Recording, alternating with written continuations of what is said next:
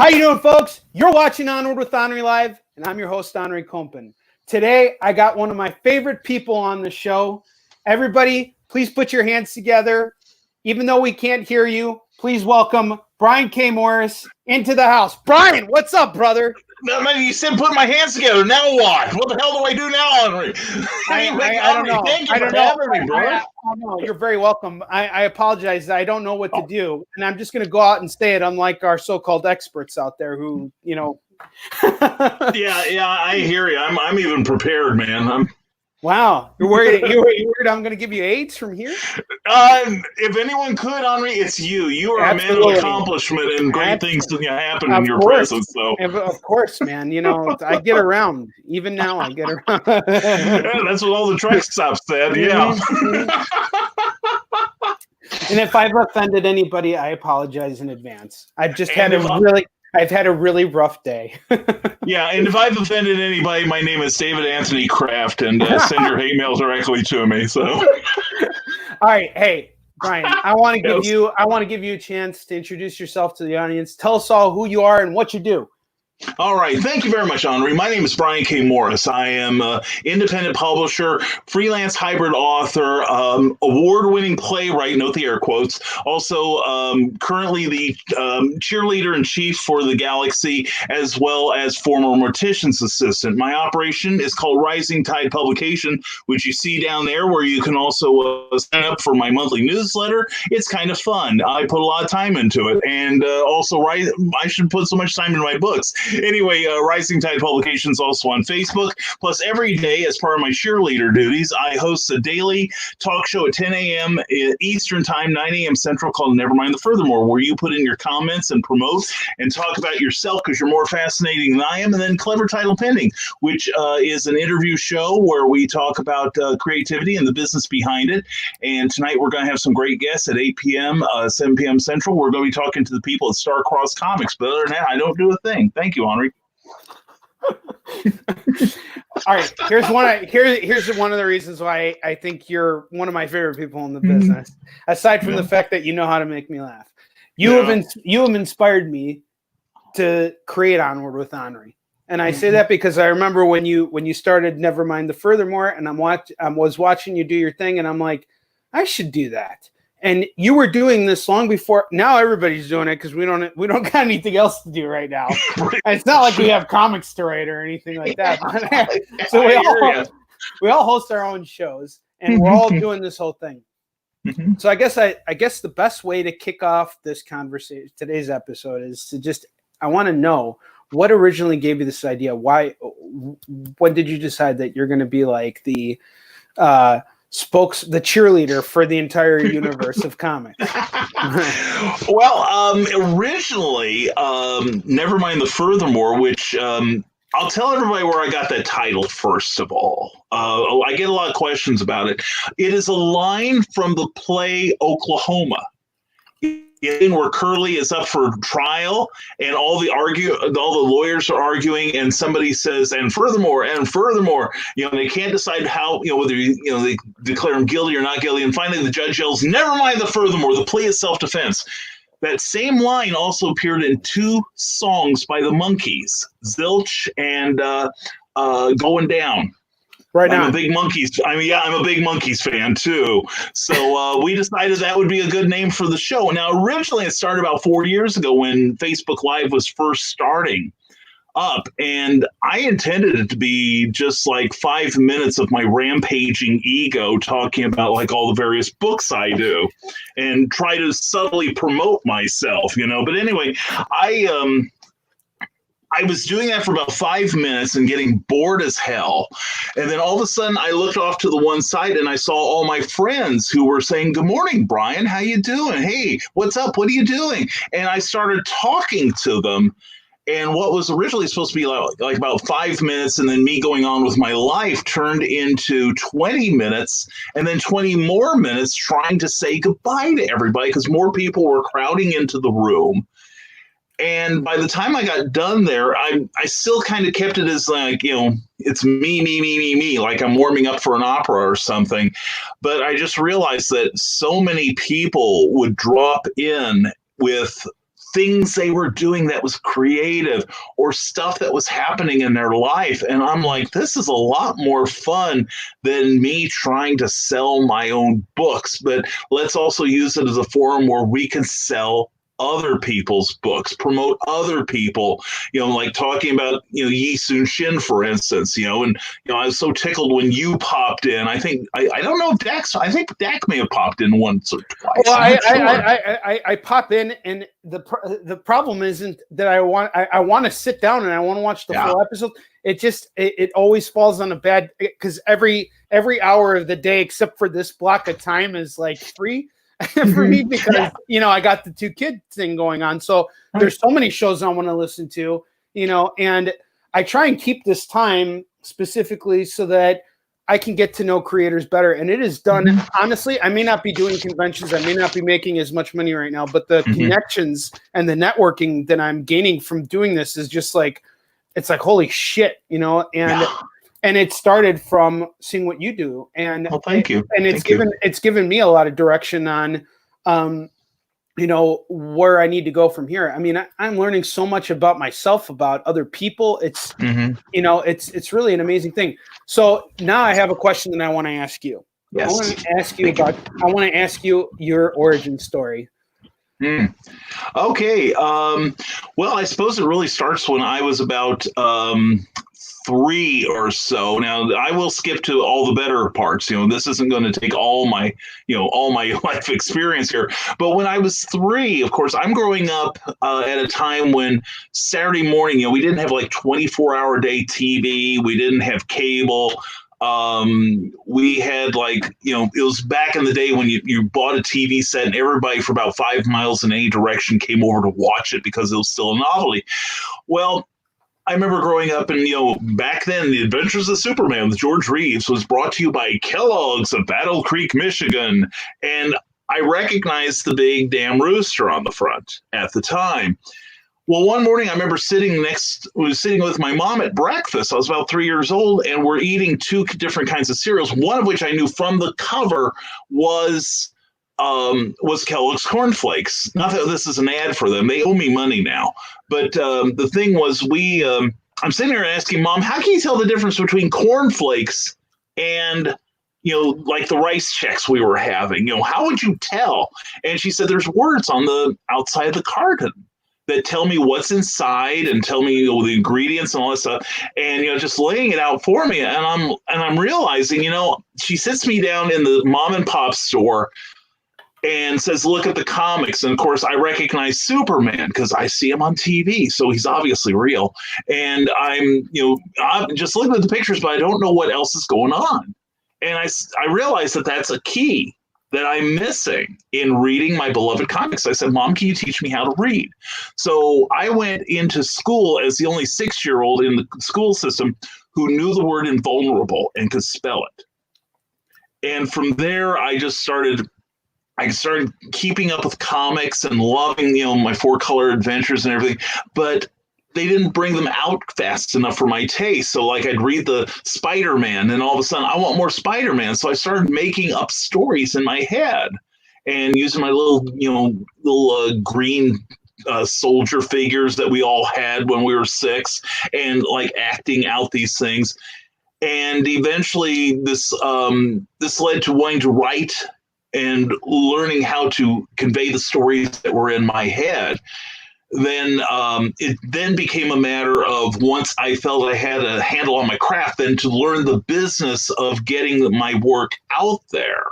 And this led to learning how to submit to various companies, whether it's prose or comic scripts or whatever, publishing mini comics for a very brief time in the 80s and 90s. And then about 8 years ago, the best thing in the world happened to me. I lost my job. I was working for the water company in downstate Illinois, and I got called into the principal's office, so to speak, because I know that tone. And I got told for about 5 minutes what a great job I was doing and how glad they had me for 11 years and all that. And then they told me that somebody out east had made a miscalculation in predicting how the company's stock would do on the New York Stock Exchange. And because this guy made like a 1 or 2% error, they fired 26 people just in the state of Illinois that very day to make up for it. The money that they couldn't get. Okay. Now, of course, he got to keep his job. Okay. Now, that ends my anti-corporate rant for the moment. But I make no mistake. I am very anti-corporate, so I have no problems. I'm glad you shared that. Keep going. And I hope to be. Now, having said that, I do want to be one of the 1% one day, but I want to be an oppressor that you can be proud of. Okay. Hey, as long as you got a job for me, for good old Uncle Onrie, I'll appreciate it. Oh, trust me, man. You'll be in the hierarchy. I appreciate it. I'm bringing you with me, man. Don't forget the little people. Exactly. And it's like I always say, I want to thank the little people that made this possible and the big people who made it necessary. Yeah. But anyway, I'm sitting there and I'm like, holy crap, what do I do? How am I going to get my comics? How am I going to pay my bills? They're not going to stop coming just because I'm not working. And I'm going through all 6 stations of Kubler-Ross. And I remember looking at a clock and thinking all these things. And then I realized, you know what? I'm a writer. I've got my plan B. And all this time they're trying to console me. I'm like, let me the hell out of here. I got work to do. I got to get busy. So I used my severance to finance my initial publications and keep the house whole, of course. And during the course of working with the reemployment agency that the company had given me as part of my severance, I learned about print on demand. I learned about how the publishing industry had changed in just the previous few years, and how you didn't have to do like the old vanity press thing where you printed like 5,000 copies of a book with no editing and no any sort of quality control, and then you give away a couple copies, maybe sell one, and then stick the rest in your garage. All of a sudden, you had inventory control. You had access to people that if you didn't know how to create a cover, you can hire someone who can. You can hire out your own services that you're good at to to become part of this community of publishing. And the same thing goes with comics. And so I got onto this, I'm sorry if I'm taking too long, but eventually... This is your time. Take as long as you want, and I'm fascinated, so please keep going. Okay, well, and believe it, this is the highlights, because there's always the ups and lows, but just the same. Around 2016, I got so many favors. I met so many wonderful people, like yourself, people I admired in the industry who were, also giving me advice, giving me encouragement. And I'm doing everything I can to pass that on to other people because I know they need it now as desperately as I needed it back then, and still every now and then need it. And one phrase kept popping into my head. Now, originally we were called freelance words because we didn't really know what we wanted to do with I was going to be a full-time writer for the foreseeable future. But one phrase kept popping up in 2016, and it was something President John F. Kennedy always used to say, that a rising tide raises all boats. And the idea is that if we take care of each other, we all rise. We all advance together. And it's, and if you believe in karma or dharma or balance in the universe, whatever you want to call it, it happens. I believe in it. I had felt it. I was getting Amen.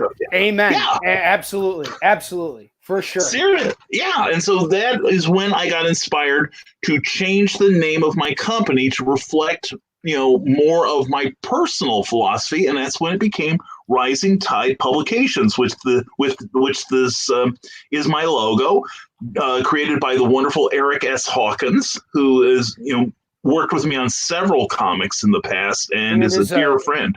It is a beautiful and official goddamn logo. I love it. Isn't that though? And here's the thing, Brian. I would have never thought to have asked you, where did you come up with the name? Because we never think about these things. I certainly didn't with my fucking company. It's Onrie Productions. I mean, like, how fucking thoughtless is that? But no. It reflects you. It is your company. Yeah. Of your being. So I get it. It's me centric. But whereas I suffer from what's called Imposter Syndrome, where it's like, Brian, you get to go on Onrie's show. It's like, oh God, I'm not worthy, man. There are people who are what are you talking about? No, dude, you have, and there's a lot more to your story. And we both became connected through my co-writer, David Anthony Kraft. You have worked with David Anthony Kraft before. You have interviewed. Almost worked with him. Oh, okay. All right. But you had, but why? Which you were on a panel on Comics Interview with Todd McFarlane. Yeah. I remember reading it. And you've been in this business a long time. Even though you had your day job, you had other things going on. This wasn't always your plan B. It was something that you were doing on the side that became your plan A, and now you made it work. And how long have you been doing this for full time? I've been full-time publisher writer since 2012. Well, look at that. So I mean, you're 8 years. Like that is. That's not like a 1 year fluke thing. You have made a fucking career, and you're in your house still. You're still surviving, and that's the way I like to look at it. It's like everybody thinks like, okay, I'm going to get into comics and I'm going to become a millionaire. If you're lucky, sure. And if that's like your only goal and destination, well then, I mean, go for it. But I think that there's an aspect of this too that a lot of people are overlooking. It's not an all or nothing thing. You don't have to be completely flat broke working in comics, and you don't have to be completely rich. You can be somewhere in the middle, just like everybody else. And it can still be great because you'll love what you're doing as opposed to hate what you're doing, Exactly. And the thing is, I firmly believe that what we do in comics and novels, whatever, with the current state of publishing, that as much effort and love and attention to detail, all the stuff, if you treat it like a real business, it is an investment. Of course. And you get it back, and you get it back tenfold, just in the way that, like you do and I do, where we, shine the light on other people, and it reflects back on us to our benefit as well, which is not our primary goal, which is what I think makes that work. And you're not blowing smoke up people's ass when you see this, because even when I tuned in to Nevermind the Furthermore, here's what you did. Right as I got on the show and you saw that I was tuning in, you pulled out my book. Just right there, and I just had to have it that day. And I feel like such a cocksucker because I apologize. I didn't mean to come off as if like I don't have time because I'm too important. I love what you're doing. I'm inspired by it. I'm doing it because of you. Yeah. And again, if I didn't have two little bastard kids running around that I had to take care of, it'd be a completely different story. Oh, I know. I am the bastard kid around here. It's like, I'm the 10-year-old of my wife's dreams. So. Well, your wife is a wonderful person, and yes, she is. I've gotten a chance to get to know her too, and she's behind your back all the time. She's got your back. She's behind your back. She's got your front and your back, and that's a very powerful thing too, because it takes a lot. Given your situation, you got let go of from your company, and a lot of people think short term. And I know friends that have had to quit, that have decided to quit their jobs, and as soon as they get their severance checks, they're thinking 1 month ahead, and that's it. And you can't be thinking like that, especially when you get into comics. You have to be thinking like 10 steps ahead. You're playing chess now, and you're not fucking doing checkers. Exactly. You have to think long game. Especially if you want to have a foothold in this particular industry, whether you're trying out for one of the the top 10 companies in the previews catalog, or you just say screw Diamond and just go your own way with just being what we do with what we do. Yeah, exactly. It's like I'm not in. You're not in previews. You found a better way. I have no desire to be in previews because for me at my level, there is nothing they can do that I can't do, and I get to keep more of the profit. If you want to be absolutely mercenary about it. Let's look at it from a different perspective, because yesterday I had Travis McIntyre from Source Point Press on here, and he made a really good point. Guy. I like Travis. Awesome dude. And here's the way you got to look at Diamond. See, if you didn't have to jump through all the hoops that we do as independent publishers to go through Diamond, it would be a different story. Right. And if you look at it from like a supplemental point of view, like, okay, if I distribute through Diamond, it's a nice supplement. I get a little kickback. I might get an extra, $10 at the end of the month, whatever the case is, whatever you end up being left with in the end, it's still another way to get books out there. And if it were made easier for guys like us, we jump on it in a heartbeat. It's not that we're opposed to being in stores. You do store signings. And you used to own your own comic shop, right? Yeah. Yes, I did for 1 year back in the 90s when everything was nuts. Yeah, I had my own shop. And before then, I had managed 2 shops from 77 until 89, and then had my own traveling comic shop that I did from about 89 until 2001. And then I did it again like in the late aughts, if you will, until about 2010. So, and I still keep in touch with store owners. I still keep my eye on the industry. You're buying comics. I mean, like you said, you don't got kids, you got comics. Now, here's an interesting question. So, about 2 years ago, I decided, as a side business, because I can't draw for shit, that I want to flip comics. I buy and I sell collectibles, and I have this other identity that I run with my very good friend, Kevin Hines. We started Hunter Killer Collectibles, and I bring it in with me to every convention I go to now where I can exhibit. Right. And I find that you can't be the same kind of, I don't want to say aggressive, but you can't it's harder to show the same kind of passion for collectibles that there is for comics. And yet you started out kind of like in collectibles and then worked your way to writing. And now, but every time I hear you talk, you have so much energy, so much passion, and just seeing you at conventions and how you engage people, there's nothing but passion coming across. Where does that passion come from? An excess of caffeine most, but no, it is like you said, it's passion, and it's like back at you, brother. I mean, I've seen you at shows, and it is easier to sell the product that has your name on it because you should have that passion for it, just like I've seen you have. It's like I stand back and I'm like, wow, that's who I want to be when I grow up. But should I ever grow up? But by the same token, it's like I can sell comics that my friends are in, or books that I am fond of. Like I might get a hold of some and then I put them out, or I might know someone who's working on it, etc. But the ones that move the fastest for me, and this isn't intentional, but are the ones that I can say, hey, my name's in this thing.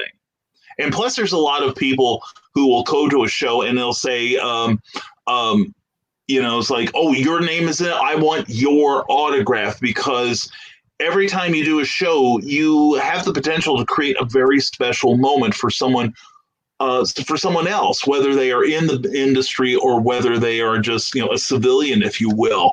That, what hit me, I did a show last year in a very small town in Southeast Illinois.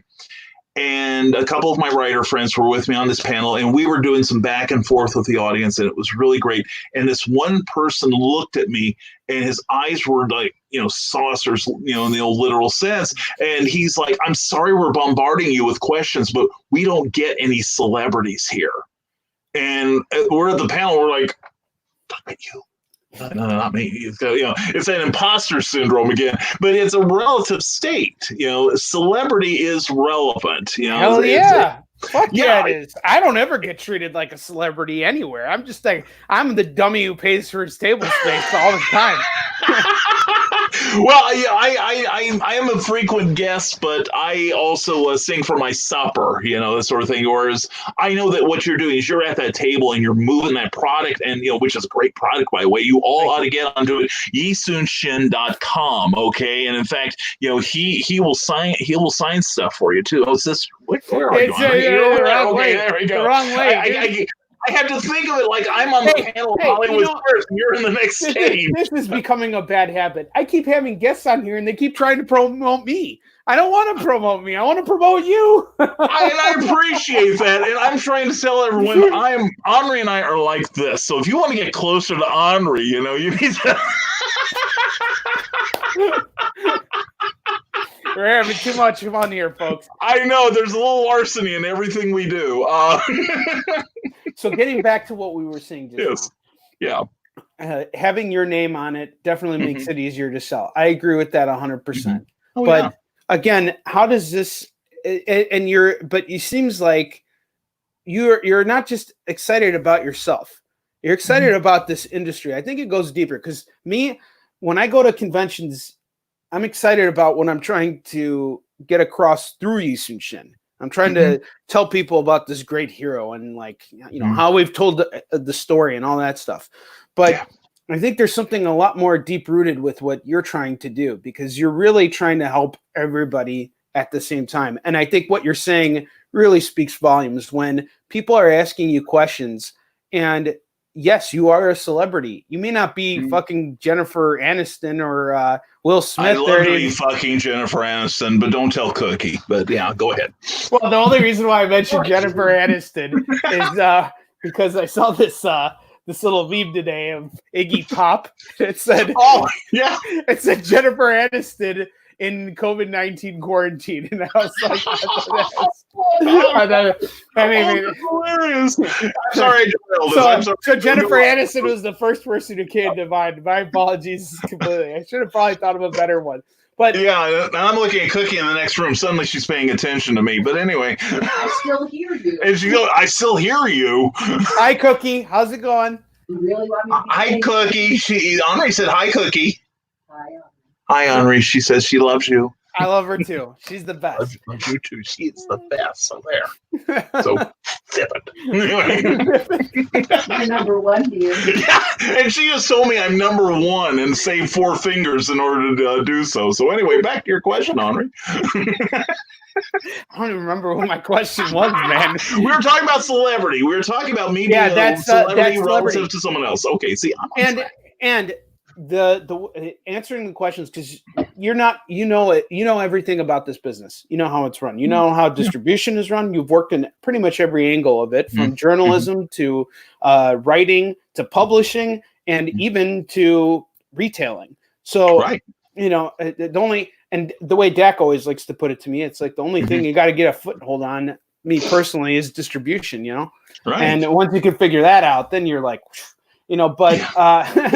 Thank you. Yeah, the rest is easy. Yeah, the rest is easy, because getting into it is into all these areas is a lot easier. But the thing is it's also a matter of the impact that you're having. And the one thing I admire even more about you is you're like the black belt student who goes around learning from everybody, but could literally fucking kick anybody's ass and has much more I'm honored to have you, not the other way around, man. I mean, honestly, you have such a wellspring of knowledge from people that you've seen and worked with and all this stuff. So, who's somebody who's really, really had a tremendous impact on who you are today in the comic book world? Wow. Besides me. Well, besides you, that was kind of a given, It's like, that goes without saying, right? So I won't. Anyway, but no, I got to meet Stan Lee back around 1977. I mean, who among us doesn't recognize the impact of Stan Lee? Really? I met him at a small convention. It was kind of funny because I think this is where my interest in the business behind the business started. It was 76, excuse me, because that's integral to the story. That was the year that Howard the Duck was running for president, right? And I had fancied myself an artist. I've since outgrown that delusion, but I had hand painted a Howard the Duck with both 3 fingers, doing the Richard Nixon peace sign, standing atop his red, white, and blue logo of "Get Down America," and it was hideous. I still have this shirt somewhere, actually, but I was so proud of it. And then I heard that I was living in East Central Illinois at the time, and then I heard Stan was going to be at a small convention in Indianapolis. I'm like, I gotta go. And I told my mother, I said, I'm going to wear this shirt and he's going to fall over himself. He's going to be so excited. And she's like, yeah, you go see Stan Lee. And so I went up to Stan, and oddly enough, nobody's there in front of me, which, it's like, what's up? That could have only happened in the 90s. Like Yeah, after that, it's like fucking. You gotta have like $100, $150. Just imagine how many years that man had to pay his dues in order to get to the point where he was in his in his twilight years. You know. Exactly. But I go up to Stan. Of course, I'm wearing this shirt, and he looks at me and he goes, "Hey, true believer." You know, he actually calls me true believer, which right then I just like geekgasmed right there. Fuck But he's yeah. like, "Hey, yeah." He's like, "Hey, true believer, where'd you buy that shirt?" And I'm like, "I didn't buy it, Stan. I made it." He's like, "Oh, really? How many did you make?" "Well, I just made this one, Stan." And he starts for the next 5 minutes literally grilling me like I'm a witness on the stand. Now, years later, I understand what he's doing. He's protecting his IP. But it gets down to the point where I'm finally, "Stan, this is the only copy. I'm not making another one. I haven't sold any. I haven't given any away. This was a pain in the ass to make. And honestly, I'm not doing any more of these shirts." And he looked at me and gave that great big Stan smile. And he said, "I'm glad you told me that, true believer, because otherwise I'd have to sue your ass off." And I'm like, Stan's going to sue my ass off. This is awesome. But and here's a little funny aside to a degree. I've told that story, of course, since '76, and a lot of my friends are like, "Ooh, you met Stan," and I'm like, "Yeah, I met Stan." And there was a distinct portion of people in my life who are going, "You lying sack of crap. He doesn't talk like that." You know, like he censors everything through the comics code or something. He doesn't say things like that. And then just before the end of his life, he made that one video where he's talking about his keepers. Yes, he swore all the fucking time. All the time. Yeah, and he's just like letting this Stan unleashed, and he's like, "And if any of you people, hear anything bad about the people taking care of me, you let them know I'm going to sue their ass off." And suddenly my email box just exploded with people sending me apologies after 25 years. So, but yeah, Stan was a huge influence. Not just. Well, you've had. It sounds like your experience was really kind of traumatizing. I want to say, because I would have been irritated by the end of it, but yet he somehow still had a positive impact on you. Well, here's the thing. After we had that moment, he then started talking to me like you and I are talking. And he didn't treat me like, I'm Stan Lee and you prostrate yourself. He's talking the way you and I talk. He's like, it's almost like he's talking to you like he's known you for years. And I ran into him again, and every time I ran into him, he'd be like, "Hi, Brian, how you doing? Are you having fun?" You could tell he cared. Yes, and he absolutely did care. He really did. And there's an old saying that nobody cares how much you know until they know how much you care. I agree with that. With that completely. And you know what, man? I gotta say, I feel really bad because like the last couple of years, like we met in 2017 and we went out to dinner. We had a great night together when I came out. But after that, I've been really bad about keeping in touch with you. And you're honestly, it goes both ways, brother. I mean, we I see you're always making an effort, man. And I truly admire your spirit. It's just and Stan is definitely one of those people that inspired me a lot too. And the way I see it is by doing what we're doing, we're carrying on that legacy. Doesn't matter. We're probably never going to be as big as Stan was, what I mean? Or I don't like to, sell myself short. So who knows? But it's you never should. You should. It's possible. It's possible for both of us. Why the fuck not? It's true. It's true. And also, to look at it this way, I talk to so many people who are like in their 20s and they're like, I've got to make it big, now. Look how long it took Stan to become Stan. Or Jack. Yeah. These guys were like in their 40s, their mid to late 40s when they created the Marvel universe. Well, I think go ahead. Finish your thought. Well, I was going to say that, I spent decades trying to write a book, and I finally figured out how to make the process work for me. And then all of a sudden, I'm cranking out stuff, Skyman. Oof. Show that so we can see it. That's what I bought from you when we met in What was it? Indie PopCon. Right? Yeah. And this is probably one of my favorite books, not the least of which, because I got to work with a classic character. I got the license, I got the person who actually owns license for it. Yeah. But also I got Roy Thomas to do my forward. And you were the one who introduced me to Roy Thomas. Yeah, I forgot about that. I got an awesome picture of me and Roy Thomas. Like from a couple. Yeah, I got one too, and it was funny because real quick aside, because I worked for Roy for about 15 years because I also did transcripts for Tomorrow's. Yeah, and my fingerprints are all over about 15 years worth of alter ego, among other places. But when at that same Indie PopCon, I went up to Roy and I said, "Well, could I, take a picture of the two of us?" And he's like, "Oh yeah, please," And Roy was another case. I hadn't seen him in 10 years, and all of a sudden, he's just like, it's like he saw me last week. I love the guy dearly. And the thing was, we had somebody take a picture of the two of us, and Roy is grinning, and I'm grinning, and I have this down by my side. And when the cameraman said it was between 2 and 3, I held this up between us. So Roy looks like he's endorsing this book, and it isn't until he saw the picture he goes, "Brian, it's like, you're just like Julie Schwartz," and I'm like, self high fives. Yeah, this is working out here.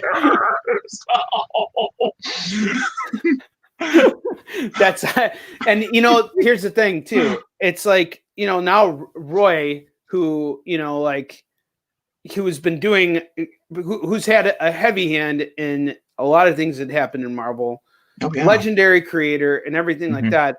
He passed on a decade's worth of experience onto you by giving you work. He hired a lot of people. He didn't train, but he gave Dak work. He gave Jim Salicrup work. He gave many editors a lot of work. And just seeing how busy that man stays.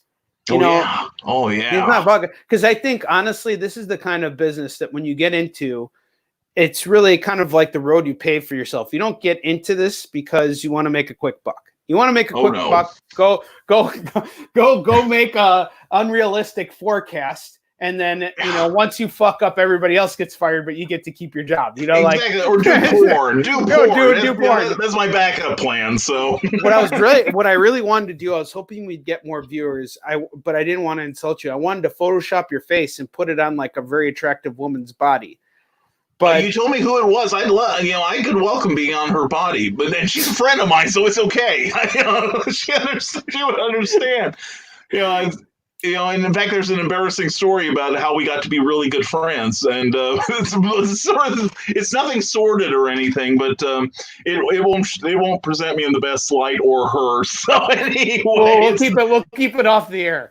Yeah, but she's a great friend, and it's one of those things again with imposter syndrome where I just it's like nobody's gonna remember me. The minute they turn their head, I'm like the silence in Doctor Who. The minute they turn their head away, they'll forget who I am. And I hadn't seen the person in question for probably 5 years. I mean, honestly, I think we. I don't know. I don't. It's not going to embarrass her if we say her, if we tell. Probably not. Oh, okay. Well, then it was Kara who was the guest on the show last week. All right, Kara. Yeah, she's great. She's terrific. Yeah. But the thing is, we were both doing a show last year in Springfield, Illinois. And I thought, well, I'll just go by and say hello. And she looked at me and she goes, "Well, I haven't seen you in a hot minute or two, Brian. How the hell are you?" And it's like, it's just like a great reunion with her. She's a wonderful lady, and she really is, and crazy talented artist too. She's super talented. And another thing I really respect about her is she gets this business. She's not stupid. She's very smart. Is smart as hell. She really smart. Is. Yeah, seriously, great creative person. And too. And her husband's great artist. Yeah. And I think that when the thing is you're just the kind of guy who, even if someone says something to you that's insulting, you take it as a compliment, which I think is a very powerful thing, especially when you're on the selling floor, because people say some pretty nasty shit to us sometimes. I mean, and you gotta kind of. They do, and I've as cheerful a demeanor as I try to uphold, I have been known to shoot 6 inches below the waterline every now and then. Particularly, I get a lot of people that want to know how to do what I do, as I'm sure you get also, and I'm more than happy to tell them how my journey went, and then. Now, here's the dividing line here between the people who are serious about the advice and the wannabes, in that you tell some people, well, here's what I did, and they go, okay, let me get a pen and paper. I want to write that down. I Can't want do to it. emulate. Can't do it. Yeah. Won't work. Yeah. Won't work. You got to find your own path. Absolutely. Absolutely. But I can give you some stuff that'll steer you at least in the right direction. And then there's the person who spends 20 minutes, like for every minute I give them good advice, they spend the next 20 telling me why they can't or won't do it. Oh yeah, dude, that happens all the fucking time. And it's just like, dude, why are you even asking me for help then? You know, it's like, I don't get it. But you know, the thing is that I think that the message here, and I agree with you, is like we both kind of got unshackled in life that brought us into this path in very different ways. Because I willingly left my day job, but it was the scariest moment of my life because I didn't know, you know. But you were like, fuck, where's the time going? Let me out of here, please. Here's my name tag. Here's everything. I'm out. See ya. Yeah. And I used to joke about how I was going to quit every time, you know, somebody said something bad to me at the old job. And my supervisor didn't like this. You'll appreciate it. I kept a box in my office for the day I was let out. And I found it was a produce box, and it was called Tossed Salad. And I kept that with the logo out, Tossed Salad. You know, that's my box. You know, and the minute they let me go, and they were gracious about it. They were really kind to me about it. But the first thing is, I grabbed that box and I made sure as I was leaving, that logo was out, Tossed Salad. And, you know, kind of underscoring how I felt about that. The whole it's sort of like dishing back what you were dished out. And I used to get bullied a lot at my day job. My boss he was a dick. He would grab a soft drink. He would drink maybe like a couple sips of it and then put it on my desk to dispose of it for him because he couldn't be trouble to do it. So what I did on my last day was I took something he would never drink. I took 2 sips of it because he left for the day, and I fucking put it right on his desk. I walked out. I love that. And then he asked me to throw something out too, like these old phones. And so I threw them all in a box, and I pushed I put it on his chair, and I pushed his chair in so that as soon as he pulled his chair out, all the phones would fall on the floor. And you gotta. But you know, it's not about like you don't want to be like a dick about it, but it's kind of like that gentle nudge. I still talk to him every once in a while, and I respect him. I learned a lot, but you know, but going back to what you were saying in terms of like. You know, the paths that we take, because you know how we got into comics and how we make comics and how we promote our comics is completely different. But there's things that we can always take from each other's methods in order to help us develop a lot more. And you take a little bit from everything, and you are always kind of like open to doing to learning something new, which I think for what we do, because we're on our own paths and we have to trust our own instincts. Yeah, it's very hard to stop and say, you know, am I doing it right? And if I am doing it right, maybe I could do it even better if I hear what somebody else has to say, you know? And I think that's been the most helpful thing about having this show is like the fact that I'm reminded of why that's so important by talking to other creators. And the things I've learned is just phenomenal. Yeah, and that's the thing. Like years ago, I sent I hadn't written a comic book script in years, but once I started doing this full time, I happened to know someone, and I said, "Can I send you a script I just wrote?" And he was very gracious and said yes, and he tore it apart. And I could tell during about halfway through, he's starting to get a little annoyed with what he's seeing. And I realized that what it was we had dealt with each other creatively in like doing interviews and such. I got the impression he was disappointed by all the stuff I had forgotten from back when I used to, you know, because I'd gotten into mostly writing for a while, nonfiction, you know, interviews and such for Tomorrow's, for Back Issue and Hogan's Alley. Very, very different type of writing. Exactly. Although fiction and nonfiction, I think, could, you know, when you can combine the two, especially a fiction structure with facts, then I think you have some really compelling reading. Then you can put your hands together and never pull them apart. See, exactly. All the way back. There we go. There we go. Anybody who thinks I'm not paying attention on my show, fuck you. I'm always paying attention. And see, that's it. You know, it's like this is just a reminder of all the stuff I had not muscles I hadn't used in years creatively. Sure. And so I sent it back to him. Of course, the first 24 hours, I'm like, what the does he know? What, that stupid son of a bitch, and then once I got over that snit, it's like, I really hate he's right about each and every damn thing he said, and so I went back and wrote it and then showed it to another professional friend of mine, and I got high marks on it. And I save those emails, because every now and then you just get an attaboy like that. We all hit those little valleys, the little peaks in the hills. And when you're down, and you see something like that, and it's like, maybe I do have a path to follow here. Maybe I am doing it right after all. This is just temporary. It has come to pass. It has not come to stay. So. And it's interesting because I'm now editing a number of projects, and I've had to jump through hoops because this one of my clients is trying to sell a TV script right now, and he's got very serious producers. He's talking to an accomplished screenwriter who's giving him feedback, and he's still got me on board as his editor, because he wants to look good in front of the guy he's talking to, and which he should be, because they're trying to sell a fucking script, which is really, really hard. And it's a team effort. It's not just a one person thing. Yeah. So he gave me scripts to edit within like a very small period of time, like a small window. Like he basically handed me a script last Wednesday and said, I need this by Thursday morning. And I'm like, okay, 60-page script. And I went through it. And I was really impressed with what he did. I thought it was the best writing that came out of him ever. Like and I told him that. I'm like, you did great. So a couple days go by, and he emails me on Sunday, and he's like, hey, I got another draft. Can you look at it now? And I'm like, all right, yeah. So Monday morning, I go through the same script, 60 pages. He changed a bunch of stuff. It read even better. And then he sent it off to his producers and the guy who he's writing the screenplay with. And the guy who was giving him the screenplay, who he was, submitting to, was basically had a whole bunch of notes, and he got really frustrated. And I said, you can't be frustrated, because that screenwriter is he wants to see if he can play ball with you, if you can play in the sandbox. So I advised him. I said, don't say anything that would put him off right now. Listen to everything he's telling you, because he's teaching you, and you're becoming better because of that. We learn from the experience of others.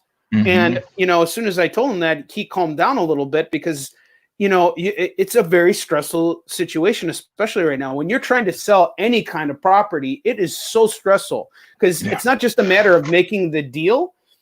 You got the contracts that have to go into place. The contracts the whole process of the legal shit could kill a deal completely. And you have experience with that. You've licensed stuff out.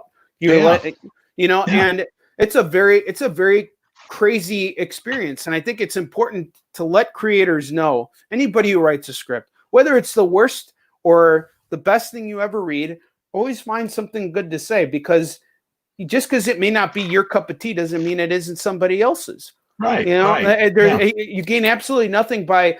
It's one thing to put someone down when you know that they can do better, which sounds like your friend did, who looked over your script. He knew you, and that's why it was okay for him to express frustration with you. I don't think he would have done that if he didn't think you were capable of more. Yeah, and I got that. And a number of people don't understand that, so which is a shame. Yeah, and you can't have a future in comics if you don't get that.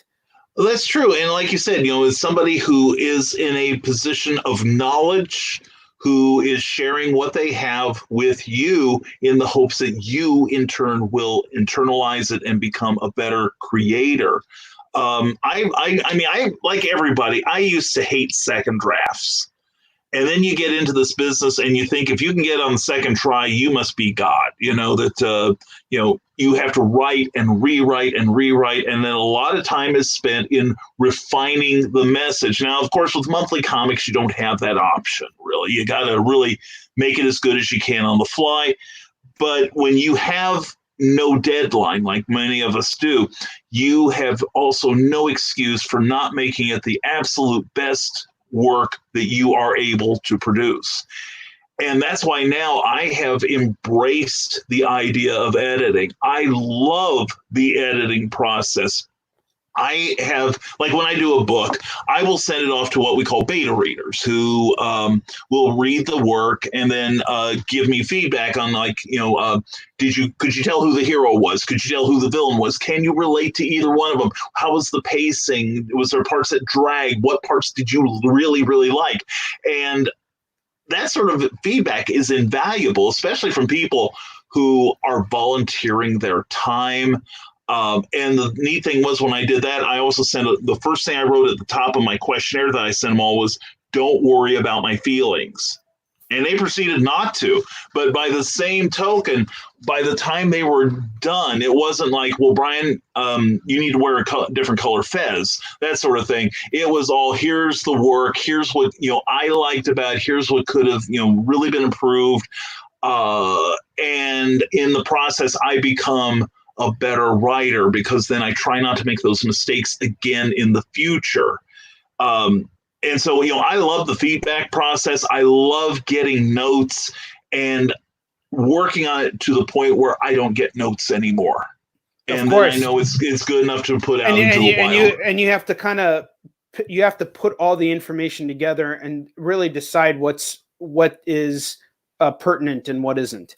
It's right. It's not just a matter of, like, if everybody hates this one character in your story, and your intent is for them to like that character, well, now you got to change something up a little bit. Exactly. And I think a lot of people who the production process, that rejection, that stepping on your talent as a writer or talent as a whatever, that ain't shit. Because I'll tell you what, I would rather get told that in the production room, in the studio, than be told that by the masses, that I don't know what the fuck I'm doing.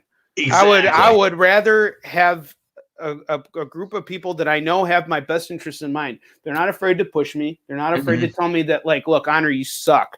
You need to fucking improve, because you can improve.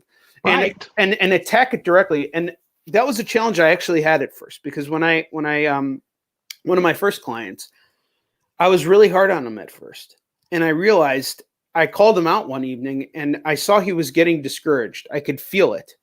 And so I put myself in his shoes, and I'm like, you know what? I need to look back at what he did and see it from his point of view, because I was making it what I wanted to make it, but it's not about me. It's about the creator and his message.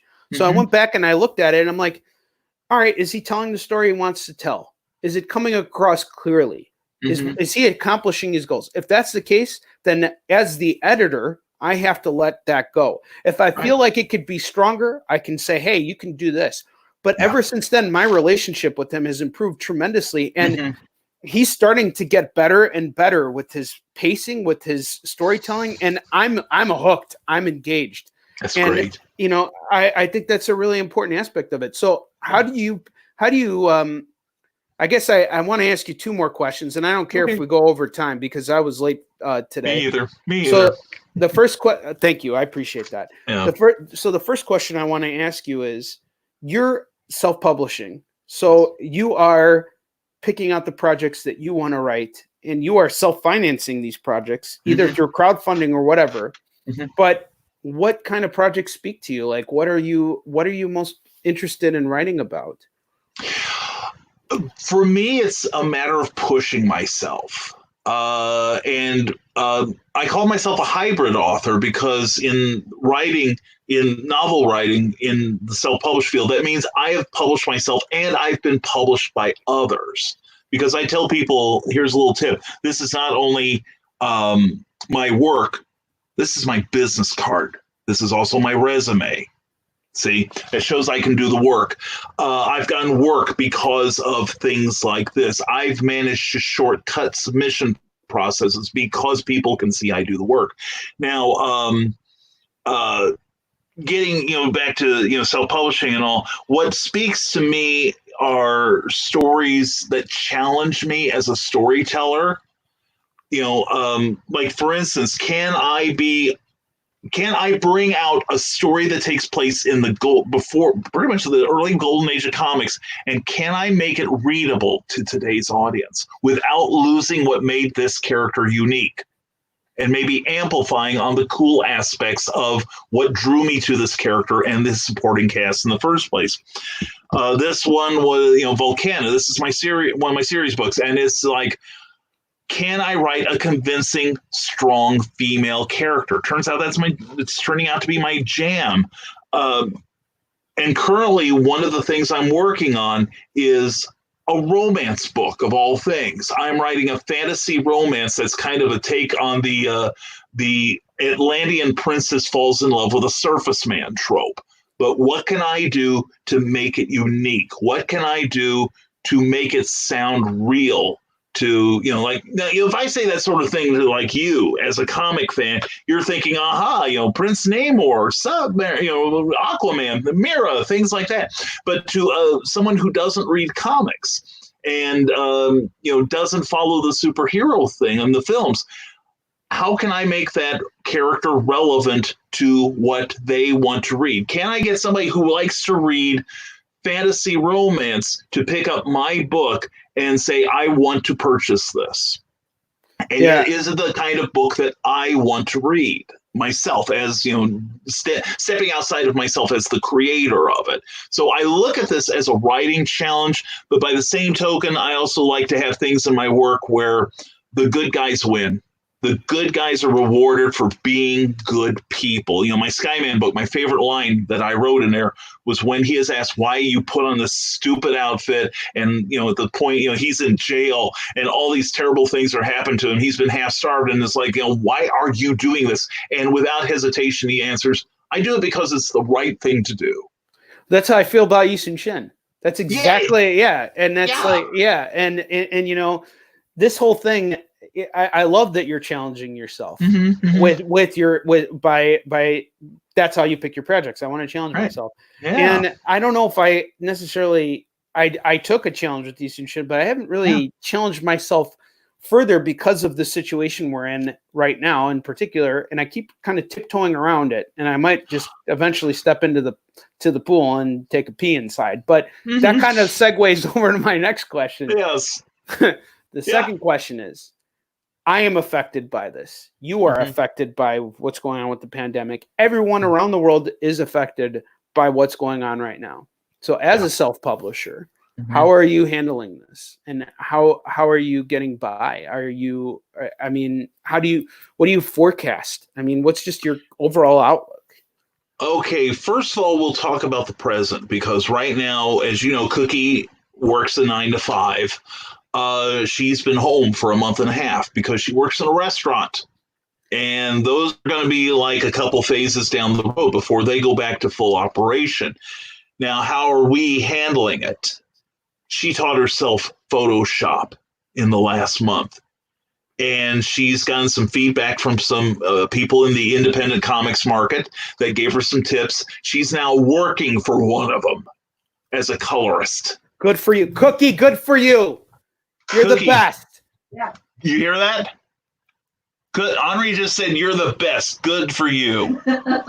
I did not hear it. I was not watching the show. I'm sorry. It's okay. Enjoy yourself. I'm so proud of that, though. I am too. That's fucking awesome. You learn a new skill, and not everybody's in the position to do that, But the fact that Cookie didn't say, okay, she's a perfectly healthy person, she can work, and what does she do? She decides, I'm gonna teach myself something new, and I'm gonna apply it in some way, and you never know what can happen from there. Okay, so go on. But anyway, as for myself, and this is, again, it's going to sound mercenary, but we've got to be. A couple weeks ago, I thought, I'm not getting to shows. In fact, right now, as you know, Onrie, I am pretty aggressive about going to shows like you are. And as things stand right now, for those who don't know, in 2018, from late January to early December, I only had 4 weekends off. Okay, during that whole time. I have a terrible case of PTSD whenever I get behind the wheel of a car now. But anyway, the thing was, and I had scaled back a number of my shows so I could get more writing done. As things stand now, because of what is going on in the news, I have 4 more shows for the rest of the year. And I had booked a full year. And I've gone down to 4 shows, which I understand people are scared. I get that. And not everybody is as cautious as some of us. Because I know I've seen you wear a mask, and I've got one here in the house. I have one in the car just in case. No, that's just bullshit, dude. I fucking walk around. All those videos you see in those articles of people like lick other people's faces at the dollar. That's me, dude. You're the face licker? I Photoshop shit. I hired this what's her name? Cookie. I just told her just put some blonde haired guy or an old woman. There we go. And just hide me, and that's it. Yeah. Well, it's been nice knowing you, Onrie. We'll always treasure our time. We're all going to die. We're all going to die one day. I know we got to choose it. But anyway, the thing was, I'm sitting, having a momentary lapse in awesomeness, as I call it. And I'm kind of mopey, and I'm like, man, my online sales. I'm taking a look at my online sales because I'm heavy in Amazon right now, right? And I'm noticing they're going up, and I'm like, wait a minute, dude, mine. I just got my first order in April from Amazon. Yeah, I'm not kidding. Oh man, yeah. Wow. I mean, it's starting to grow again, but that can happen sometimes with Amazon, and I just don't pay attention to it anymore. It's just like when they order it, I just look at it as supplemental. It's not like or like it's changed under the sofa cushion. Well, the reason why I'm bringing it up is I think it's so great that you're starting to see that. That's great. So we're pushing it, and it was something I did a couple weeks ago on my show. Nevermind the Furthermore, 10 a.m., 9 a.m. Central, every day. But, I went online, I went on my show, and I said, you know what? I don't have any shows, so tell you what. I am going to sell you my books directly. I will sell you this. Amazon's asking $25 for this. Well, I will get you $25, but I will also sign it for you, and I'm not going to charge you any postage. And I made so many trips to the mailbox, thanks to the amazing people that support what I do, that I am currently waiting for reorders on my books. Well, and fuck you, Brian, because I'm not getting that. So now I hate you for it. No, I'm just kidding. Well, bite my crank, Onrie. Anyway, from the National Lampoon of the 80s. Anyway, I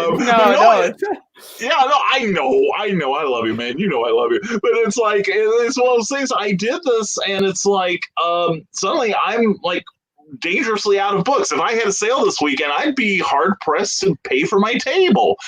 So I'm getting a reorder on virtually everything I carried. That's outstanding. That is absolutely incredible. Thank you. But it's a matter of recognizing where the market is at. And, by the same token, I could have said, hey, listen, $20 and this can be yours, and I'll have the postal authorities, send it to you directly. And people go, hey, that's nice. What's up next, Brian? What are you going to talk about next? But instead, people reacted to that because, and again, this is going to sound bad, we've got a captive audience out there. That for the most part, people that are being smart are staying at home. That's why Amazon is hiring people, and in fact, they, when this whole thing started, they were giving everyone like a $2 an hour raise. And these guys are like, probably 24/7 pushing product out of the warehouse. Because people, look back at the, Great Depression. That was one of Hollywood's heydays. And not only that, it was also big time for comics. Exactly. Superman was born during the Great Depression. A lot of people don't remember that. Yeah. And Batman was, same time, right? Batman, most of the iconic characters that we still know today were created during the Golden Age when people were getting out of the Great Depression. And even when the time of Superman starts, they're looking at a potential world war. Yeah, and so I got to thinking about this. This is almost identical to those times, and people in entertainment took the time and said, hey, I can't cure this thing that's going on, but I can make you forget about it for a little while longer, and I maybe can give you an example of somebody that maybe is facing their own challenges. Maybe you can draw some courage from it, and so I think right now, folks like you, folks like me, and our compadres, whether they're doing prose or making music. You see these musicians on YouTube, like I sent this to Dak last week. Blue Oyster Cult did a remote version of a concert. A concert. It was like one of their hit songs. Godzilla, that was it. I sent it immediately to Dak. I thought of him. But it's like these guys are doing it in their house to keep people distracted, to entertain people. And that is why storytellers, it's one, we know what the oldest profession is, but the second oldest may be the storyteller, the person that went from village to village carrying news, or the people that shared philosophy around a campfire or talked out a story to entertain kids. We are standing on the shoulders of titans, and we have almost a responsibility to do what we can during times like this to create new things for the entertainment of others. And regardless of whether we get paid for it, that's a bonus. But spoken like a true prostitute, Brian. Thank you. I am the people's whore. I only say that because you said the oldest profession in the world, and that couldn't go unaddressed. So I'm sorry, I had to bring it back. I totally agree with everything you said just now. That is all absolutely true. My brother, we are out of time. Thank you so much for coming on. Do me a favor, give us one last shout out. Tell us where we can find you. Do all that selfless promo stuff, and then get the hell out of here. Then get on your way. Get on your way. That's right, out the door, Morris. Anyway, I am honored to be Onrie's friend. He means the world to me. Don't tell him I said that, though, okay? It'll just go to his head. Anyway, I'm Brian K. Morris, the chief set of hands at Rising Tide Publication. You can find me at risingtide.pub, where you can also sign up for my monthly newsletter, where we have philosophy. We tell you what's going on, give you a little inspiration, some education, and right now we have at least two secret links every month that are often entertaining and inspirational. Plus, you can go on Facebook and check out the Rising Tide Publications page, where we have fresh content every day. In fact, we have at least two things every day, and discussions and all kinds of cool things going on. Plus, we're on most of the major media, also on Facebook and on the Rising Tide Publication page. And any day now, we're going to migrate this over to YouTube. Nevermind the Furthermore, where we have conversations about whatever's on your mind, and maybe inspiration and encouragement, and we give you an opportunity to promote yourself on there and to join a larger community. Also on Tuesday nights at 8 p.m. Eastern, 7 p.m. Central Time is Clever Title Pending. Don't send me any more titles. This is the title. Okay, I've heard them all. But anyway, it's our interview show, and also we look at creativity and the business behind it. And hopefully you'll get some now, but we've got a show coming up tonight. We're going to talk to Star-Crossed Comics, including Luke Stone, Bill Roth, and Ken Keller. And we're going to discuss why this independent company is making such a push right now. And they've been around for 20 years. And we're going to talk about crowdfunding. They've had some successful crowdfunding campaigns and what it's like to be an indie creator in comics today. So I hope you'll all join us and check us out at risingtide.pub.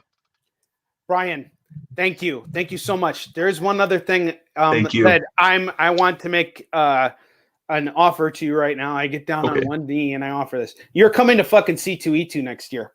And if you can't get space and I have space, I will give you space to sell for my booth for free. I absolutely want you there because I think you belong there. I am so impressed with everything you're doing. You're my fucking con brother. We need to be doing more. We need to be doing more shows together, man. Honestly. We do. If nothing else, I will be there to unbox things for you to tell people. No. I want you to come out there because I want to see. I never get a chance to really see people work, but I know that you're somebody who loves to engage his audience, who really understands what we're doing and why it's important. Your message with Rising Tide Publications is heard, and it's felt by all of us. So thank you, brother. Keep doing what you're doing, man. We depend on your success because your success means our success. Exactly. So thank you again. Yes. Thank you, Onrie. Yeah, this has been an honor and a pleasure, man. And we got to get together in real life sometime soon when it's all lifts. And stay backstage. Let's catch up for a minute. All right, hang tight. All right, we'll do. I'd love to. All right. So Brian is now gone, but he's still here, and I'm going to go talk to him. But here's something I got from him today. Adaptability. And this is an important thing right now with everything that we're going through. Is it's extremely important to look at the situation and see how you can get ahead. And that was one of the reasons why Travis McIntyre said that people like Brian, people like Russell Nolte, people like all of the guests that I've had on the show will survive this, because we are not going to give up. We're going to keep going, and we're going to keep finding ways to get new content out into your hands. So thank you so much for tuning in. Tomorrow, I got a great guest lined up. I will tell you who he is in the morning. If you like the show, subscribe now. I'll see you tomorrow. Onward to victory.